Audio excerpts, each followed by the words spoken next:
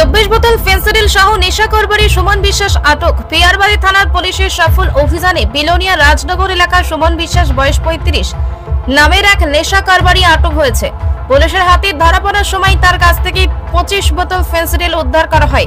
থানা সূত্রে জানা গেছে, গোপন সংবাদের ভিত্তিতে পিয়ারবাড়ি থানার একটি বিশেষ টিম অভিযান চালিয়ে সুমনকে আটক করে। অভিযানকালে তার কাছ থেকে উল্লেখযোগ্য পরিমাণ মাদকদ্রব্য ফেন্সিডিল উদ্ধার করা হয়, যা সে অবৈধভাবে সংগ্রহ করে বিক্রির উদ্দেশ্যে রেখেছিল বলে প্রাথমিক জিজ্ঞাসাবাদে স্বীকার করেছে। পিয়ারবাড়ি থানার ওসি জানান, নেশার বিরুদ্ধে আমাদের চলমান অভিযান আরও জোরদার করা হয়েছে। আটককৃতের বিরুদ্ধে নেশাদ্রব্য নিয়ন্ত্রণ আইনে মামলা দায়ের করা হয়েছে এবং তাকে আদালতে পাঠানো হবে। স্থানীয়দের মতে, সুমন বিশ্বাস দীর্ঘদিন ধরে নেশায় এলাকায় ব্যবসার সাথে জড়িত ছিল, তবে গ্রেফতারের খবরে এলাকায় স্বস্তি নেমে এসেছে। পুলিশ আরও জানায়, এই ধরনের অভিযান নিয়মিত চলবে এবং নেশার বিরুদ্ধে কঠোর ব্যবস্থা নেওয়া হবে। ব্যুরো রিপোর্ট, প্রতিবাদ নিউজ।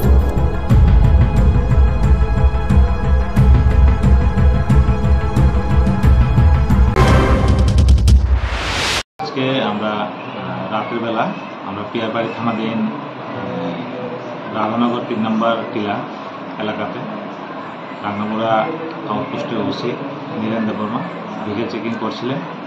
এমন সময় হঠাৎ করে একটি বাইক, সন্দেহজনক একটি বাইক আসে এবং বাইকটি পুলিশ দেখে পাশের একটি রাস্তা দিয়ে পালিয়ে যাওয়ার চেষ্টা করে। তখন সাথে সাথে আমাদের স্টাফ ওই বাইকটাকে এবং বাইক চালককে ডিটেইন করতে সক্ষম হয় এবং ওই বাইক থেকে আমরা তল্লাশি করে 25টি ফেন্সিডিল উদ্ধার করি এবং একটি বাইক ডিটেইন করি। বাইকের নাম্বার TR03J9120 এবং সাথে আমরা বাইকের চালককে আটক করি। ওনার নাম সুমন বিশ্বাস, বাবার নাম লেট সুধীর বিশ্বাস, রাধানগর বাজার টিলা এলাকাতে।